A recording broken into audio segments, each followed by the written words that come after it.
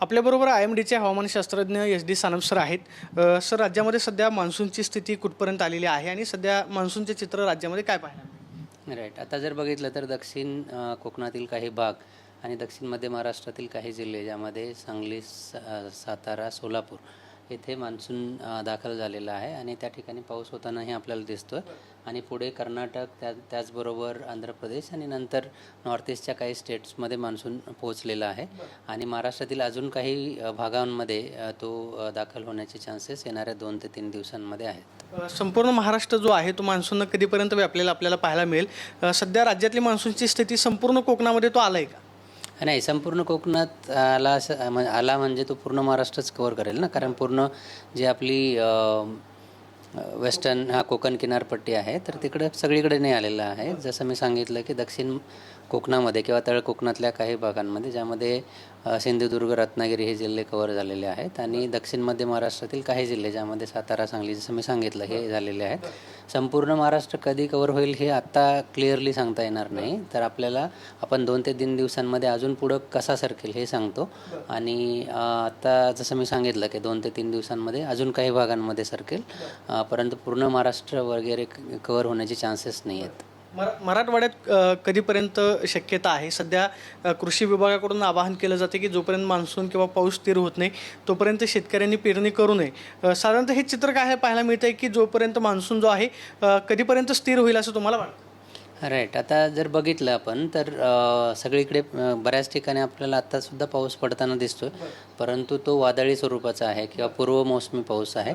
आणि हा पाऊस सर्वदूर नसतो. काही डिस्ट्रिक्ट्समध्ये किंवा काही तालुक्यांमध्ये पाऊस पडतो आणि तो दुसऱ्या तालुक्यामध्ये कधी काही गावात पडतो, दुसऱ्या गावात पडत नाही. तर मग बऱ्याच वेळा ह्याला लोक गैरसमज करून घेतात की हा मान्सूनचाच पाऊस आहे आणि मग त्यामुळे पेरणी होते. आणि म्हणूनच मला असं वाटतं की राज्य सरकारकडनं असं सांगण्यात येतं आहे की तुम्ही अशा परिस्थितीमध्ये पेरणी करू नका. आता पाऊस पूर्ण महाराष्ट्रामध्ये प्रॉपर होण्यासाठी कमीत कमी 15 दिवस लागतात. इन द सेन्स आता समजा जरी मान्सून काही ठिकाणी मी जसं म्हटलं की 2 ते 3 दिवसांमध्ये अजून काही भागांमध्ये पोहोचेल, जरी पोहोचला तर सगळीकडे सर्वदूर खूपच जास्त किंवा जसं पेरणीसाठी 100 मिलीमीटर पाऊस किंवा जमिनीमध्ये ओलावा इतका लागतो तर तितका पाऊस राहीलच असं सांगता येत नाही. त्यामुळं मान्सून जरी त्या प्रदेशामध्ये आला तरी लगेचच पेरणी करणं योग्य राहणार नाही. तर त्यावेळी मला असं वाटतं की राज्य सरकारकडनं किंवा कृषी खात्याकडनं जे काही सूचना दिल्या जातात त्याचं पालन करणं गरजेचं आहे. सर, तुम्ही असं म्हणालात की दक्षिण कोकणामध्ये सध्या आलेला आहे. सोलापूर, सांगली हे जिल्हे मान्सूननं कव्हर केलेले आहेत. हा जो मान्सून आहे पुढे कुठपर्यंत सरकेल असं तुम्हाला वाटतं? सध्याचं चित्र काय पाहिलं?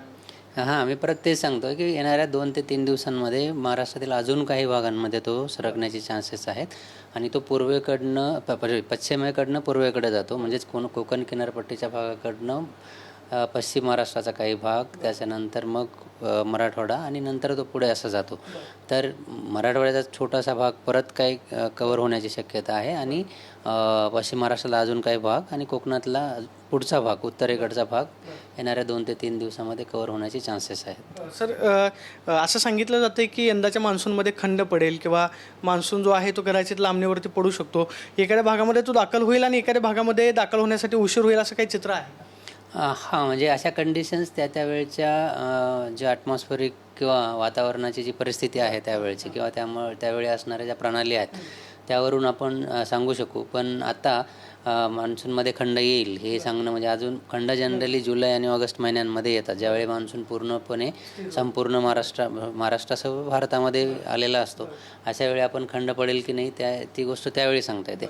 आता ह्यावेळी मी जुलैमध्ये खंड पडेल का किंवा अजून 10-15 दिवस पाऊसच पडणार नाही का हे आता ह्यावेळी सांगणं डिफिकल्ट आहे किंवा पॉसिबल नाही आहे. त्यामुळं खंड वगैरेचे जे गोष्टी आहेत त्या आपण त्यावेळी सांगतो. 2 दिवसामध्ये महाराष्ट्रातला बराचसा भाग जो आहे तो मान्सून कव्हर होऊ शकतो. बराचसा म्हणता येणार नाही, उत्तरेकडचा अजून काही भाग असं म्हणता येईल. बराचसा भाग म्हणजे अजून महाराष्ट्र कव्हर व्हायला खूपच भाग आहे, छोटासा रिजन कव्हर झालेला आहे. आणि त्यामधले जे काही अपडेट्स आहेत जसं आपण प्रत्येक दिवशी सांगत असतो की पुढच्या 2-3 दिवसामध्ये कशी स्थिती असणार आहे, तर आता येणारे 2 ते 3 दिवस आपल्याला बघावं लागेल की कसे जात आहेत आणि त्यानंतर आपण अपडेट देतो.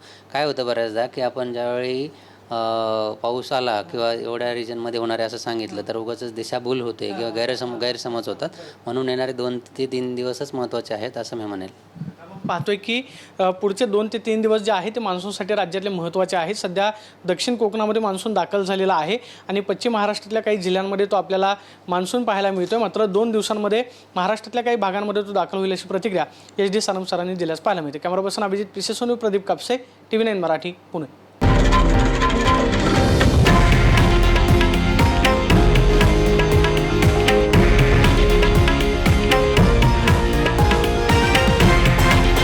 हे आहे देशातील नंबर 1 न्यूज नेटवर्क आणि आपण पाहत आहात TV9 मराठी, एकमेव.